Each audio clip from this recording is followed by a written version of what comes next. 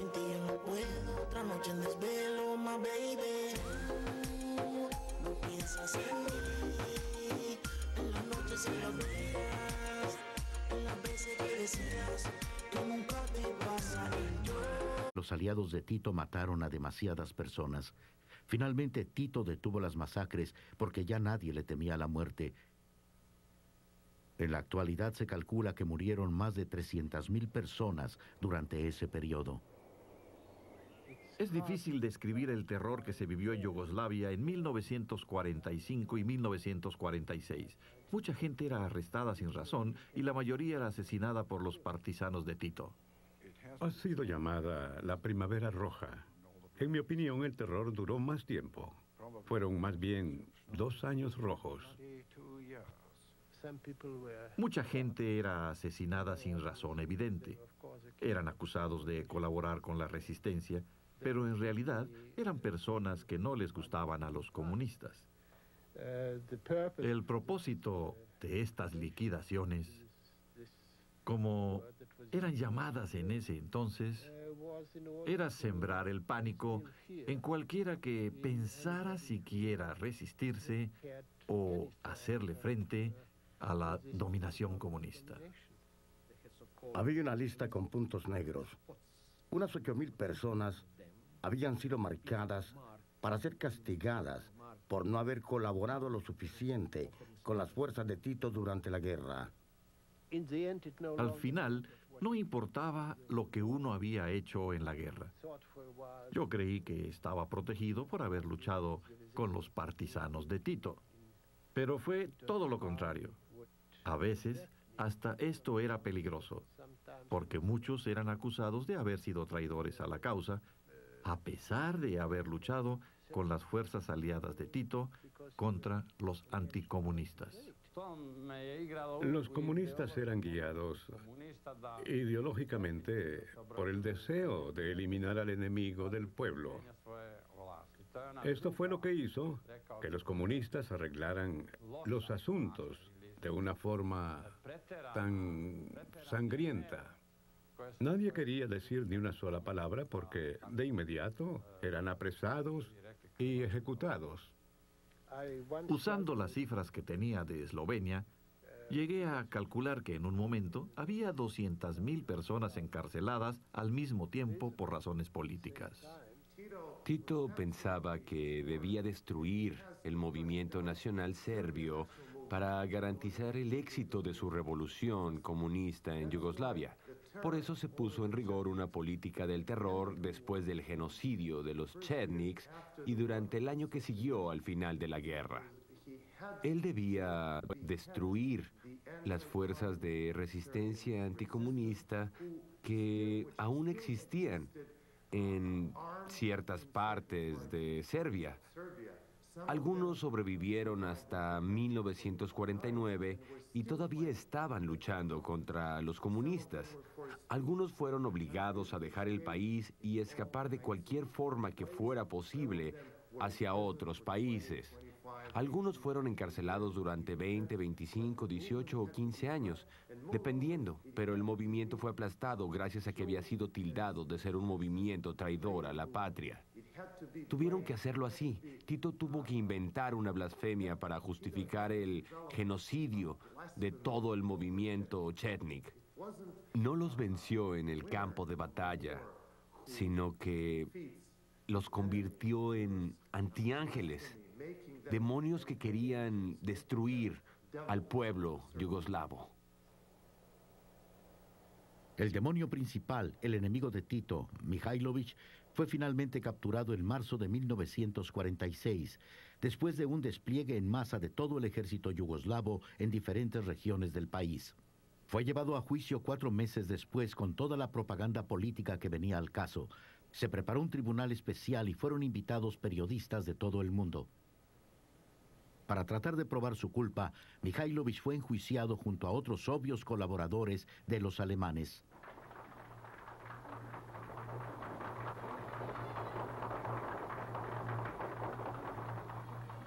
Las pocas esperanzas se desvanecieron cuando el fiscal Miloš Minić quien luego sería ministro de Relaciones Exteriores, declaró que el propósito del juicio no era resolver disputas, sino eliminar al enemigo del pueblo. Optuženi Mihajlović Dragoljub Draža. Churchill, avergonzado, trató de persuadir a Attlee, quien lo había reemplazado, para que interviniera. Attlee se negó. Teníamos declaraciones de 200 personas dispuestas a volar a Yugoslavia para aparecer en el juicio y declarar a favor de Mihajlović. Pensábamos que teníamos datos pertinentes al caso. Sin nuestro testimonio, era imposible brindarle un juicio justo al acusado. El Departamento de Estado envió nuestro mensaje al Tribunal de Belgrado. La respuesta fue: la culpa de Mihajlović ya ha sido decidida. No tiene sentido que los norteamericanos vengan a atestiguar. Federativne Narodne Republike Jugoslavije Vojno veće osuđuje Mihajlovića Dragoljuba. Mihajlović se reunió 2 veces con Tito, lo tuvo en sus manos. Pudo haberlo matado, pero respetó las leyes internacionales. Cuando Tito atrapó a Mihajlović, se aseguró de que lo ejecutaran lo antes posible. 24 horas después de la sentencia y sin derecho a apelar, Mihajlović fue ejecutado sin más demora. Quise hacer mucho e inicié muchas cosas, dijo él, pero fui arrastrado por los vientos de la historia. Creo que era inevitable. Tuvo que ver con lo que pasaba en el mundo en aquel entonces. Fueron los vientos de la historia, como dijo él mismo.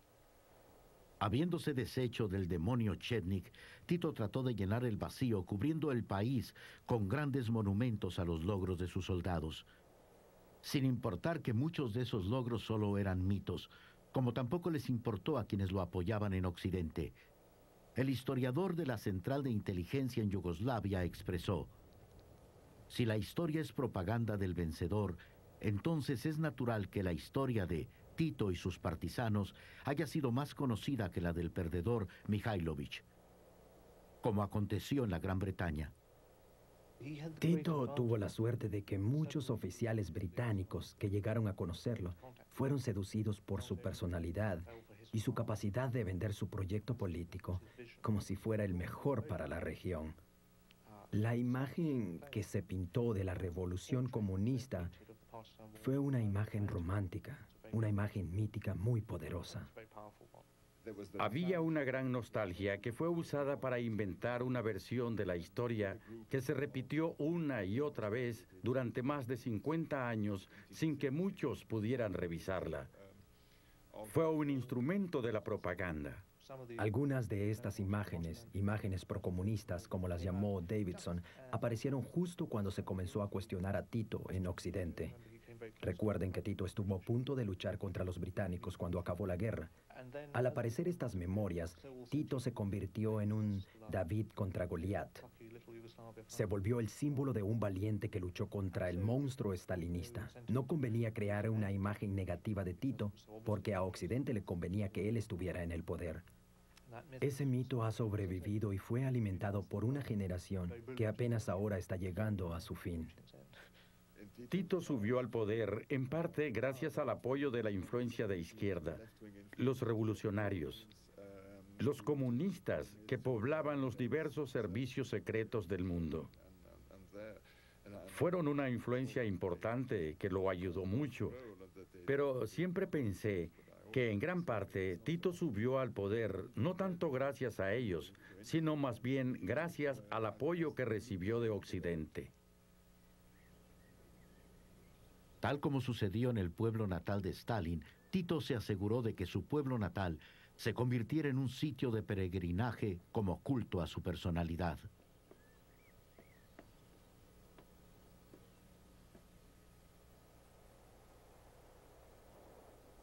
De un total de 15 hermanos, solo 8 llegaron hasta la niñez y de ellos solo 4 llegaron a adultos. Tito siempre fue un luchador.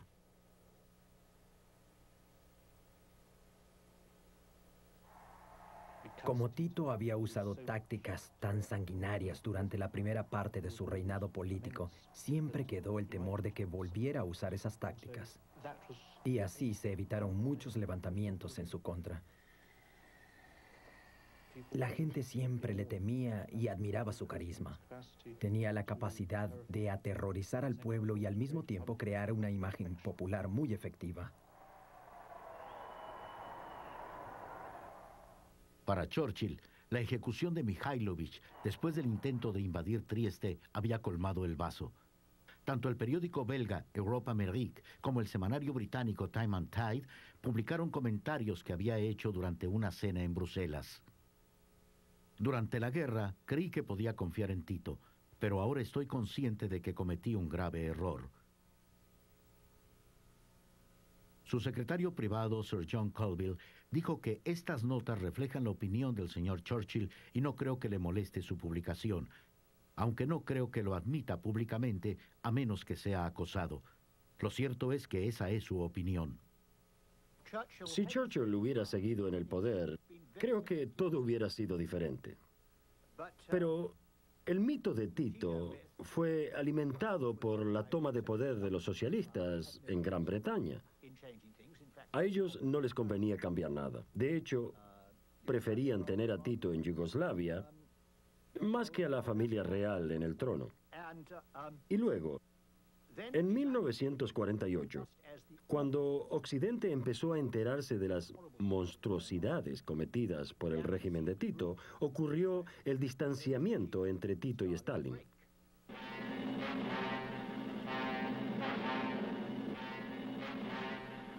Este distanciamiento sorprendió mucho a Tito, pues había hecho todo lo posible para complacer a Stalin. El rompimiento de los dos fue bienvenido en Occidente, donde muchos dijeron que lo esperaban desde hacía tiempo.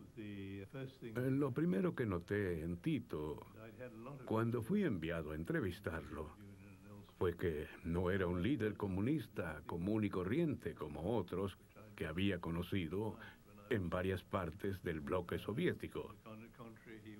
Al contrario, era muy independiente y se consideraba sumamente importante. Era capaz de discutir cualquier concepto con gran capacidad política y nunca se dejaba convencer. En ese momento supe que tarde o temprano tendría problemas con los rusos por su personalidad. No hay duda de que sabía que obtendría el apoyo de los británicos para resistir una invasión rusa. Y tenía razón. Attlee le informó a Stalin que no toleraríamos la intervención de la Unión Soviética en territorio yugoslavo. Occidente estaba dispuesto a ayudar a cualquiera que quebrantara la solidez del bloque comunista en esa época, en particular porque temían la expansión soviética. Tito sabía que tenía esa carta en la mano. No había diferencias ideológicas entre él y Stalin. Aún era comunista y siguió siéndolo hasta el día de su muerte, pero vio la manera de emanciparse, de obtener independencia del bloque soviético y el poder de Stalin. Quiso convertirse en un dictador absoluto que no respondió a las órdenes de nadie y lo logró. Después de distanciarse de Stalin, o más exactamente, después de que Stalin expulsó a Tito del bloque soviético, Tito fue protegido por Occidente. Creo que Occidente le ofreció demasiada protección y eso le favoreció. Occidente pudo obligarlo a ser más flexible en sus políticas internas y a adoptar más valores occidentales, pues lo estaba ayudando a resistir una posible invasión soviética. Podrían haber logrado que fue... Sin ti yo no puedo, otra noche en desvelo, my baby. No piensas en mí, en las noches, en los días, en las veces que decías que nunca te iba